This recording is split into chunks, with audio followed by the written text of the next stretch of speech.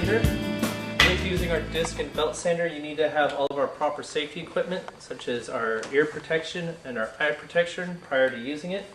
One other thing prior to turning on our disc and belt sander is to always make sure our central vacuum unit or an individual portable unit is turned on, since this will create clouds of dust that we need to use the proper suction and cleanup equipment so that it's safe to utilize it. On the disc and belt sander, both the disc and the belt turn on simultaneously when the one switch is on, so make sure you don't set any of your equipment down on either side while you're using the opposite position. With the sander, something else to take note: do not use any small material. Anything that's smaller than a 3x3 inch block, your fingers would be too close to the sander and we take your fingers off as quickly as we would be sanding any of the wood. So small material should be all done by hand. Then the disc sander spins in a counterclockwise rotation, thus we have the nice yellow caution tape on the right hand side, because on the right hand side, if we are sanding, it is in the upward motion, which can allow the material to be lifted up out of your hand and flown across the room. We want to use it on the downward side only, so that as the sander comes around, it's helping to push your material down into the table. With a tool such as this, it's a large tool, it takes a second to get up to speed. Make sure the sander comes up to speed before applying your material to it. Never force or jam the material into the sander, because you'll cause damage to your product more likely than using the sander overall.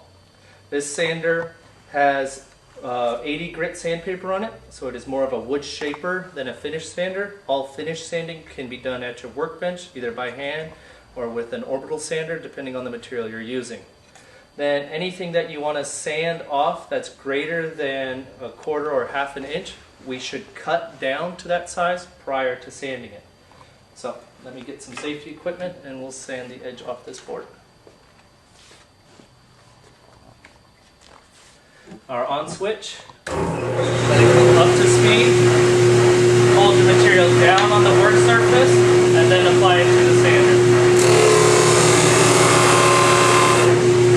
As you can see, in about 10 seconds, we've just taken that square edge down to our nice 45-degree angle. So we can just as easily sand your fingers as well as the board. Cut. Action. While sanding, we want to keep your material moving across the face of the disc sander or across the face of the belt sander so that we don't cause any tears, rips, or excessive wear to one location. It also cuts down any burn on your material depending on if you use a hardwood or a softwood, so that we can cut things smoothly. Bring your material down to the tabletop, press into the sander.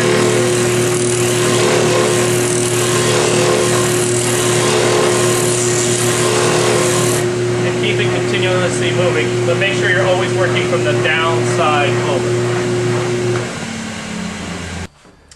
Then, utilizing the belt sander, as I said before, it turns on the same time we turn on our disc sander. So be careful setting in material on this side or that side while using it. Make sure all your other students are aware that we are using the sander at the time of operation. Then with the belt sander, it flows into our dust collecting area, so make sure we have our vacuum turned on for that. Then make sure any material you're using is greater than our 3/4 of an inch, so that your fingers are far enough away from the sanding surface. And so make sure we use tall enough material, otherwise we'll sand off the tips of your fingers. Again, to keep the life of the belt going, we do not jam or force material into the belt or keep it in one position. We'll keep it moving while using the sander. So making sure both sides are clean. We'll turn on our machine, let it get up to speed, and then sand down our sides.